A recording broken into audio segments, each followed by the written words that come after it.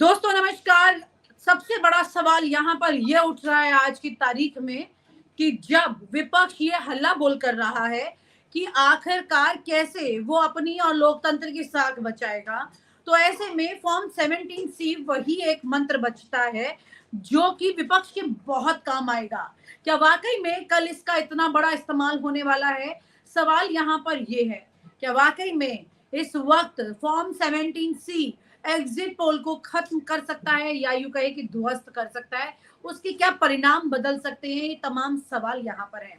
क्या वाकई में विपक्ष अपनी एक एक सीट की साख को बचाने के लिए जमीन पर कार्यकर्ताओं के द्वारा कड़ी नजर रखते हुए यहाँ पर मोदी सरकार के पसीने छुड़वा सकता है? ये सवाल है। हम बात करते हैं वाहिद नसीम जी से और उन्हीं से समझेंगे कि क्या वाकई में फॉर्म 17C जिसके बारे में आप शुरू दिन से लगातार बता रहे हैं, क्या आपको लगता है कि फॉर्म 17C पूरी तस्वीर बदलने में कहीं ना कहीं एक बड़ी सहायता कर सकता है विपक्ष की आज की तारीख में, और लोकतंत्र की भी पारदर्शिता में बड़ा रोल प्ले कर सकता है? अविंता जी, आपको याद है कि मैं पहले दिन से लेकर और आज तक 17C को, मतलब आज नहीं, गए कल तक 17C को डिफेंड भी करता आया। और जो जो फार्मूले हमने बताए, पार्टियों ने उनका इस्तेमाल किया। हमने तमाम सी को कैसे हासिल करें, फिर क्या कर सकते हैं, कोर्ट में क्या लेके जाए, आप और मैं कम से कम पहले दिन से ये सारी बातें करते रहे। और हमें ये भी दिखाई दिया कि उस पर जवाब क्या मिला वो अलग बात है, पर कम से कम ये हमने एक सबक लिया था अपने पड़ोसी देश पाकिस्तान से, जहां पर हमने देखा था फॉर्म 47 और फॉर्म 45 का खेल। और फिर हमने ये देखा था कि आज जनता ने चुनाव दे वोट दे दिया, मैंडेट दे दिया। उसके बाद अधिकारियों ने अपनी गुंडागर्दी, अपनी दादागिरी के जरिए जो है अपने देश की जनता को, मतलब जो है वो धोखा दिया। और उन्होंने उनके मैंडेट को रिजेक्ट करके वो जिसे जिताना चाहते थे उसको जिताया। हम ये चाहते थे कि कम से कम हमारे देश में ये खेल ना हो, मगर अब मुझे इसकी संभावना वैसी ही लगने लगी है, क्योंकि मैंने आपके कई प्रोग्राम के अंदर, हालांकि अखिलेश यादव, शिवपाल यादव और ये कह रहे हैं कि हम हमला, मतलब जो है इस तरह होने नहीं देंगे, मैंडेट को चोरी नहीं होने देंगे, 17C को मैच करेंगे मशीनों के साथ। देखिए, मोदी जी ने जो जितनी बातें कही हैं, काम उसके विपरीत किया है। जितनी लोकतंत्र की दुहाई दी है, उतना ही कमजोर लोकतंत्र इस देश में हुआ है। ये बात मैं नहीं कह रहा हूं, अमेरिका की वो एजेंसी जो तकरीबन 37 पत्रकारों को लेकर बाकायदा जवाब तलब किया है भारत से, ह्यूमन राइट या जो पत्रकारों के अधिकार है उनके हनन का इल्जाम लगाया है, तो ये बात जो है वो सिर्फ मैं नहीं कह रहा हूं, इंटरनेशनल इदारे कह रहे हैं। यहाँ आपको ये बता दूं कि कहना कुछ और करना कुछ और। मुझे इस वक्त भारत के चुनाव आयुक्त का रवैया बिल्कुल वैसा ही लग रहा है कि वो हमने ये भाषण तो जो है पड़ोसी देश के चुनाव आयुक्त से सुने थे, नहीं नहीं ईमानदारी से चुनाव करवाएंगे। सुप्रीम कोर्ट के आदेश को उन्होंने भी नहीं माने, सुप्रीम कोर्ट के आदेश को जो है इन्होंने भी अभी तक लटकाए हुए हैं उस चीज को कि आप समझ रहे हैं। उन्होंने कहा था कि बजट बना के दीजिएगा, कल चुनाव जो है गिनती हो जाएगी। आपने नोटिफिकेशन बजट बना के नहीं दिया है, चुनाव आयोग जो कैंडिडेट है वो चुनौती ही नहीं दे पाएगा कहीं पर भी। तो यानी कि पूरा का पूरा प्लान गेम हमको तो नजर आ रहा है। फॉर्म 17C अकेला होता तो गेम रोका जा सकता था। हमने तो कोशिश की थी कि लोकतंत्र को किसी तरीके से बचाया जा सके। मैं ये कहता हूं कि जिस तरह आज चुनाव आयोग ये कह रहे हैं कि हमने ये नहीं कहा है कि सिर्फ और सिर्फ एक पार्टी का जो है, यानी कि एक इंडिया का और एक बीजेपी का जो है कैंडिडेट, वो सिर्फ जो है बूथ के अंदर जा सकता है। अगर सिर्फ वही जा सकता है वाली बात हमने नहीं कही है, बल्कि और को भी परमिशन देंगे, ये बात कहने की बात की जा रही है। जबकि मैं पिछले 10 साल से भारत के चुनाव देखता आया हूं और जमीन पर डीएम की कार्यशैली देखता आया हूं। वो ये है कि जो एक विपक्षी जो एजेंट होता है ना, उसको भी इतनी दूर रखा जाता है, धमकाया जाता है, गाली दी जाती है, वो दहशत के मारे नहीं जाते। और वहां अंदर मशीन में क्या हो रहा होता है इतनी दूर से कोई पता नहीं लगा सकता। आप जो है दरवाजा कम से कम 10 मीटर पर खड़े होकर आप बता नहीं सकते कि इसकी मशीन का बार कोड क्या है और फॉर्म 17C पे क्या लिखा है। आप ये चुनाव आयुक्त साहब कह रहे हैं कि नहीं सब जा सकते हैं, ये कह दिया, मगर मैं अभी भी बिल्कुल इस बात पर मुतमईन नहीं हूं जो ये कह रहे हैं। बल्कि मुझे ऐसा लगता है कि मशीनों की, डीएम की कार्यशैली को निर्देशित करने का काम चुनाव आयुक्त करेंगे और एजेंटों को बाहर खदेड़ने का काम करेंगे। मैं पूरा डाउट कर रहा हूं चुनाव आयुक्त के ऊपर, सीधी बात है। और कल वो रिपोर्टें आपके सामने आएगी जब लगेगा कि बजाय जनता की वोट का रक्षा करने के बजाय जनता के खिलाफ वोट की रक्षा करते हुए नजर आएंगे। बड़ी सीधी बात है।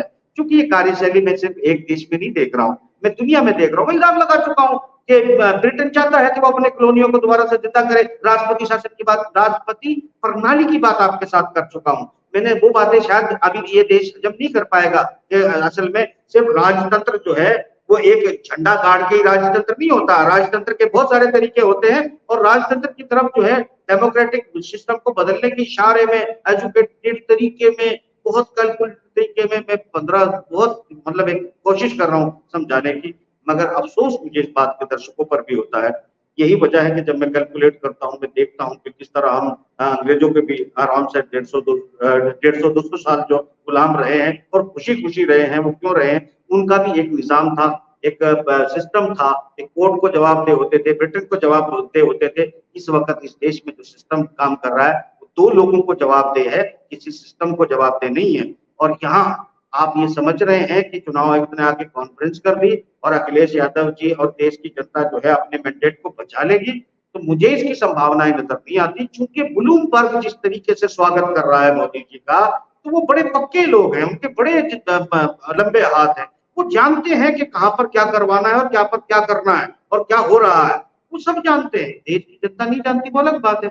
माफ करना, मैं दुआ करूंगा, आखिरी बार मैं नेता जी गुजारिश करूंगा, 17C तक लाना, जद्दोजहद करना हमारी एक कवायद थी, एक कोशिश थी।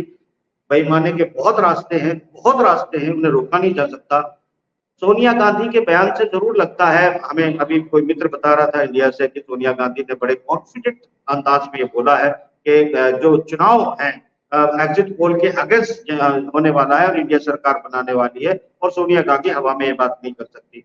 मगर इसमें दो चीजें मैं समझाना चाहूंगा जो मैं बिटवीन द लाइन कहूंगा, खुल के कहना तो बहुत ज्यादा वाजिब नहीं होगा, मगर बिटवीन द लाइन ये है कि अगर सोनिया जी की भी कोई बात हुई है तो शायद वो ये बात कह सकती है, अगर वो चाहती हैं कि जनता की वोट तो हम जानते हैं, 19 में भी जानते थे, 23 में भी जानते थे, हम जानते हैं जमीन पे क्या होता है, मगर सच्चाई क्या होती है वो शायद हम मान नहीं रहे, जानते हैं।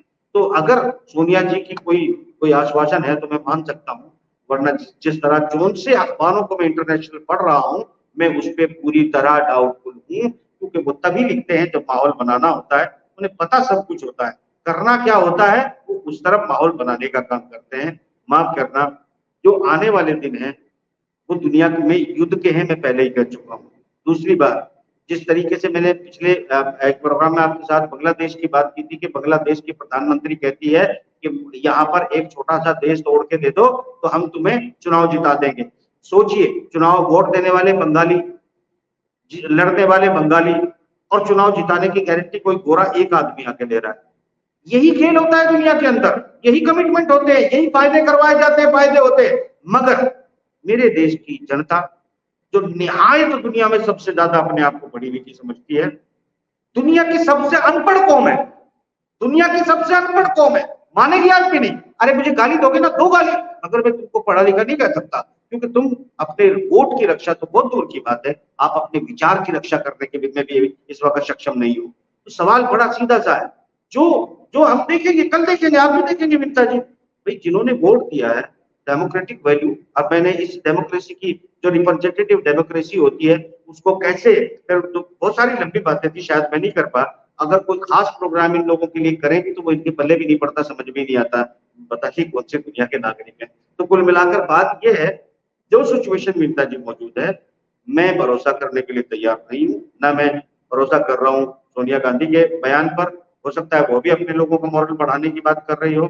और यहाँ ये बात स्पष्ट है, अगर मैं इसको लोकल लेवल पर कैलकुलेट करता हूँ और डिफाइन करने की कोशिश करूँ तो वो क्या है विनीता जी, बड़ी सीधी एक बात हो सकती है कि अगर सारी मेरी थ्योरी, मेरी सोच सब कुछ खराब होती है और सिर्फ फिर ये खेल खेला जा रहा है, तो फिर ये हो सकता है कि अगर चुनाव मैंडेट को एक बढ़ा चढ़ा के बताया जाए और बढ़ा चढ़ा के बताने से जो अधिकारी हैं वो उनके कंट्रोल में रहेंगे, उनका फेवर करेंगे। दूसरी बात, जो एनडीए गठबंधन से टूट के जाने वाले हैं वो वही बने रहेंगे। और इंडिया गठबंधन के इलाके में जो है, इंडिया गठबंधन के इलाके में अगर कोई चीज है तो मतलब उसको तोड़-फोड़ की जा सकती है, उसकी बार्गेनिंग का मौका मिलेगा। और डीएम से लेके तमाम पुलिस इंस्पेक्टर तक ये सोचे कि भाई सरकार तो इन्हीं की आ रही है, तो इसलिए इनके साथ काम करो।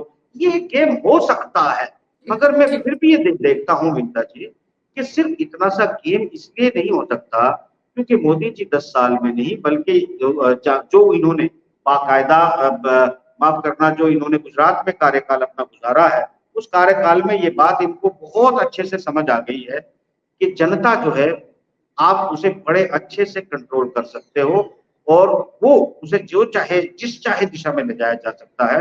ये बात उनको समझ आती है, वो कार्यशैली उसको वो जानते हैं। तो जनता, मगर एक बात बड़ी सीधी सी है कि आप जनता ने किसी को वोट दिया और आप सोचे कि ये वोट मैंडेट जो है वो जो है 5 साल के लिए आपने दे दिया, 5 साल के लिए जो है प्रधानमंत्री बनने जा रहे हैं मोदी जी। मुझे ये लगता है या उन अधिकारियों को या उन सब लोगों को ये बात बड़ी वाज़ेह कर रहा हूँ। मोदी जी ने कहा 1947 या 49 तक वो रहने वाले हैं, तो वो रहे या उनके प्यादे रहें या उनकी जूतियां गद्दी पर बैठकर राज करें। अगर वो कल चुनाव जीतते हैं तो फिर ये देश मोदी जी का और अमित शाह जी का है, किसी की औकात नहीं होगी। शायद आज हम बोल रहे हैं, कल के बाद हम बोल भी ना पाए। हो सकता है कि 6 महीने के अंदर न्यूज मीडिया इस देश से समाप्त कर दिया जाए, हो सकता है बहुत कुछ होने वाला है। आपको समझ में अगर लगता है कि ऐसे ही चलता रहेगा तो आप बहुत बड़ी भूल कर रहे हैं, और अगर ये भूल आप नहीं कर रहे हैं तो याद रखना, मेरे शक्ल को भी और मेरी बातों को भी याद रखना, क्योंकि अब कल के बाद भरोसा नहीं होगा कि हम बोल पाएंगे कि नहीं बोल पाएंगे, दुनिया में भी बचे होंगे कि नहीं बचे होंगे। बहुत चीजें कल के बाद होने वाली है और बहुत स्पष्ट तौर पर कह रहे, माफ करना, मौत से मैं डरता वरता नहीं हूँ और मौत के डर से मैं सोचूं जिस तरह डीएम या फला टिका तुम्हारे मोहर पे लगा देंगे, वाहिद नसीब जान देगा मगर झुकना न सीखा है न झुकेगा, याद रखना है। जी, कल के बाद तस्वीर बहुत बदल जाएगी। बहुत कुछ ऐसी चीजें हैं जो बदल भी सकती हैं और वाकई में सवाल भी खड़े कर सकती है। दोनों ही तरह की तस्वीर हो सकती है। जो भी होगा वो देश का लोकतंत्र का फैसला होगा जिसे सबको सम्मान भी करना होगा। बहुत बहुत शुक्रिया आपका, क्योंकि सबसे बड़ी बात यहाँ पर ये है कि कैसे लोग अपने इस पूरे स्ट्रक्चर को समझें कि वो हारती बाजी को कैसे जीत सकते हैं और कोई बाजी जीत कैसे रहा है। अगर यहाँ पर ये तमाम पॉलिटिकल पार्टियां एक अलग तरीके से फेयरनेस को ध्यान में रखते हुए आगे काम करेंगी तो वाकई में कल चुनाव के परिणाम बदल सकते हैं, जो कि अभी एग्जिट पोल के मुताबिक कुछ और है, लेकिन आगे बदल सकते हैं। खैर, परिणाम तो फाइनली अभी आने बाकी हैं, वो भी आए नहीं है। इंतजार करेंगे कल तक और आपके साथ फिर कल मुलाकात होगी भाई जी। और कल चुनाव नहीं, इसमें क्या है, जिंदा रहना बिल्कुल रहेंगे और देश के लोकतंत्र का सम्मान भी करेंगे। बहुत बहुत शुक्रिया, थैंक यू। और आप हमसे जुड़े रहने के लिए सब्सक्राइब करें YouTube पर, फॉलो करें Twitter पर और लाइक करें Facebook पर। और ज्यादा जानकारी के लिए आपको